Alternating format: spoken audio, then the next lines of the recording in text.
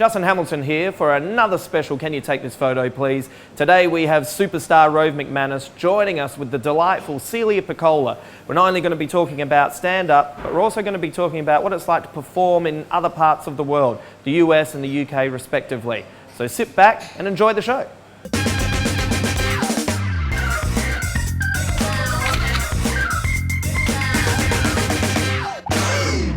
Yes, I should have walked in with a huge bottle of alcohol or a giant Toblerone, as big as this table. And an There's airtight no alibi. excuse. No excuse. How are you feeling?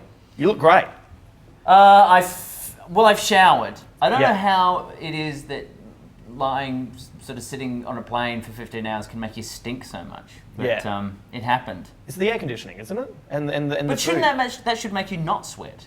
I don't Yeah. get why just sitting It's there. breathing other people. It's just that contained no air. Yeah. It's just So it's everything someone coming else's out of BO. someone else's. Yeah. Do you know what I find the worst thing about flying by yourself is if someone else does that terrible smell, which they do. You've got no one to go Yeah.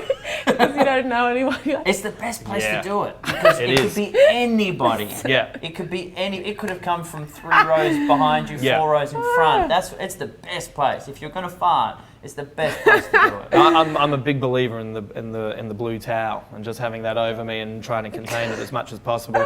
And then if it's a bit whiffy, just looking around, just going, oh, God. who did that? But I have to cock my leg.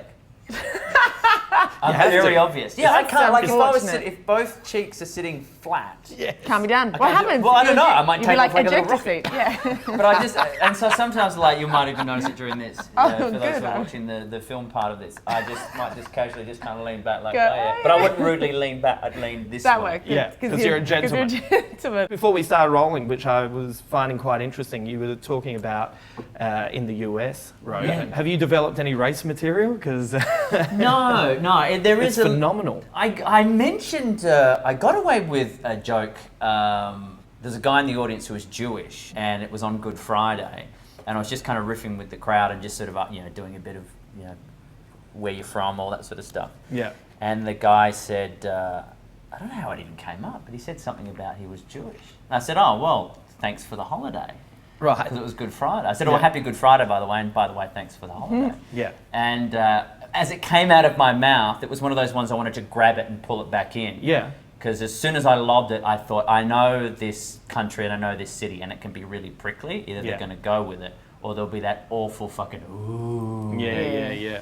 And thankfully, I had done enough prior to that they understood where I was coming from Yeah. and knew that it was not mean or Yeah. racist or whatever. Yeah. And it went well, but normally I steer clear of it because it's a minefield and I don't know how to walk it yet. It's similar in the UK in that they're more interested in class.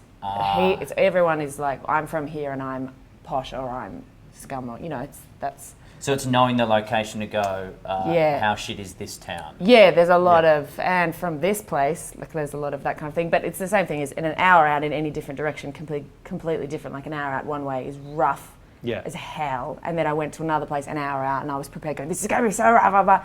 And it was the poshest, most conservative place. They audibly sort of gasped when I said God, just like, oh my God. They were like, I could feel right. it. And I went, what? Wow. And because you don't know where you're going, and you just have to go there and Yeah. go and hope. Like once it was a biker bar. I'm like, you could have told me this. Yeah. But I was going to play. Have you ever done a biker club. bar before? No. It's exciting, isn't it? Yeah, they were actually They're really into it. right. Yeah. Yeah. Are there rooms that you wouldn't do anymore? Like if, there's, you didn't have a good experience there Yeah. and right, my stuff's just not going to fly there, I just won't do it anymore. Probably. Rooms like that in general don't get asked back. So it works out quite well. I do heaps of open mics Yeah. in London when I'm just feeling bad about myself. Because often they're like, you can sing a whole sentence. Oh my God.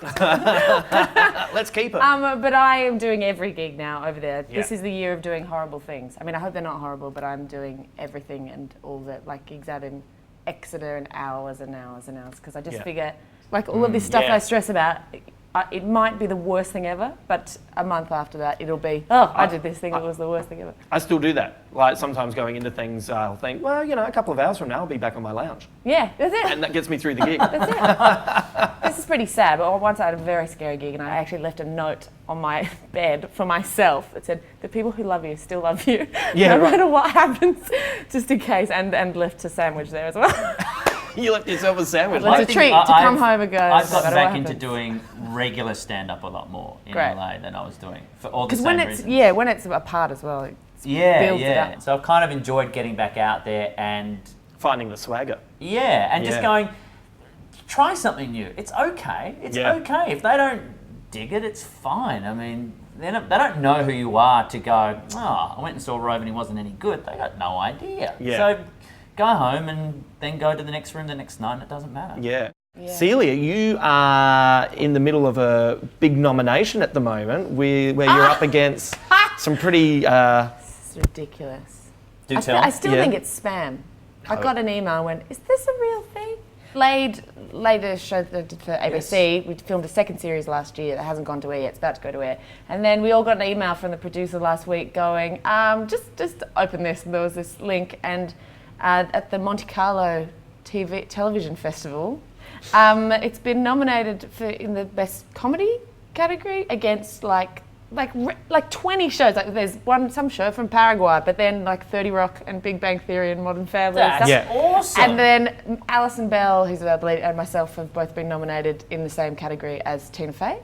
And Toby Truslove and Damon Herriman, the two guys in Laid, have been nominated in the same category as Alec Baldwin. That's Which is cool. like, Clap? what I is feel that? like we should clap. we No, should don't clap clap. that. No, That I is- don't That's understand. impressive. If there was an audience here, they would clap. No, but Yeah. it's ridiculous. Do you ever worry about the bubble bursting sometimes? Yeah.